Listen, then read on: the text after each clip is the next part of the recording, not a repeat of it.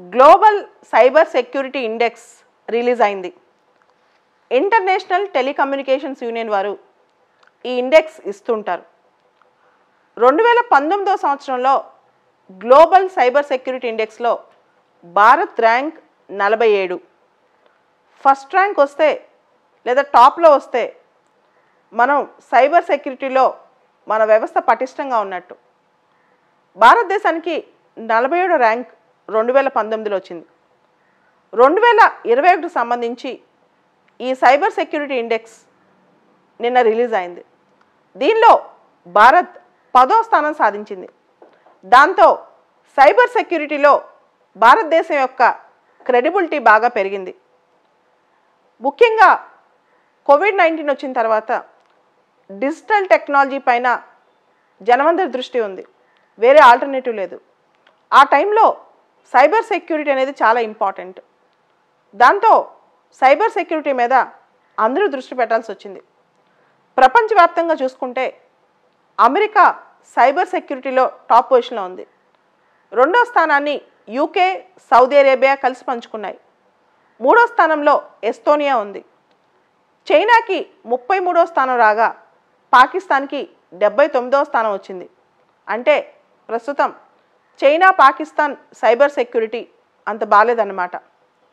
అయితే జనరల్గా చాలా news papers international telecommunications union అనే పేరు రాయకుండా యుఎన్ ఏజెన్సీ అని రాశాయి. ఎలానే రాయొచ్చు, కానీ మన ఎగ్జామ్లో గ్లోబల్ సైబర్ సెక్యూరిటీ ఇండెక్స్ ఎవరిస్తారు అనే క్వశ్చన్ రావచ్చు ప్రిలిమ్స్లో.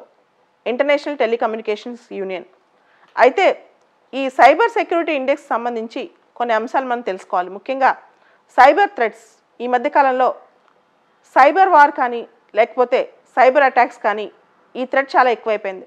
ముఖ్యంగా సైబర్ టెక్నాలజీ, సైబర్ సంబంధించిన సీక్రెట్స్ టెర్రరిస్టుల చేతిలోకి వెళ్తే పరిస్థితి ఏమవుతుందని చెప్పి చాలా దేశాలు ఆలోచిస్తున్నాయి. దాంతో తమ సైబర్ సెక్యూరిటీ వ్యవస్థని పటిష్టపరుచుకుంటున్నాయి.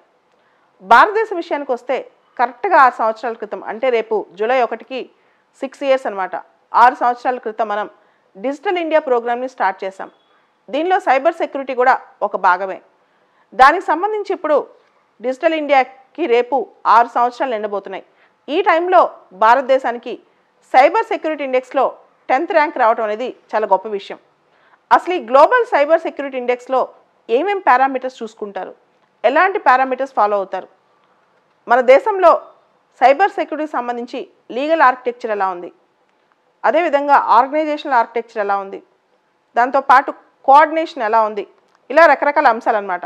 Legal measures, technical measures, coordination, capacity development, organisational building and organisational measures, ఇవన్నీ కూడా చూసి సైబర్ సెక్యూరిటీ ఇండెక్స్ని తయారు చేస్తారు.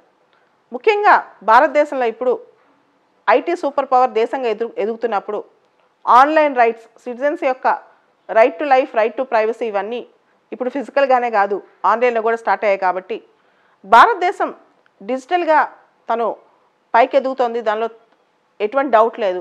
ఐటీ సూపర్ పవర్ భారతదేశం. అదేవిధంగా ఇప్పుడు డిజిటల్ సోవర్నిటీలో రాణించాలంటే డేటా ప్రైవసీ చాలా అవసరం, ముఖ్యంగా ఆన్లైన్లో. దీనికి సంబంధించి కొత్త ఐటీ రూల్స్ కూడా తీసుకొచ్చింది భారత ప్రభుత్వం. సో ఈ టైంలో భారతదేశానికి 10th ర్యాంక్ రావటం అంటే ప్రతి ఆల్టర్నేటివ్ ఇయర్లో ఈ ర్యాంకింగ్ ఇస్తారు. అంటే 2019లో ఇచ్చిన ర్యాంకింగ్కి ఇప్పటికి 37 స్థానాలు పైకి వెళ్ళిపోయి భారతదేశం ఇప్పుడు టాప్ 10లో ఉండటం, అంటే 10th ర్యాంక్ రావడం అనేది చాలా గొప్ప విషయం. ఇండియా ఈ స్థానం నిలబెట్టుకుంటుందని మనం ఆశిద్దాం.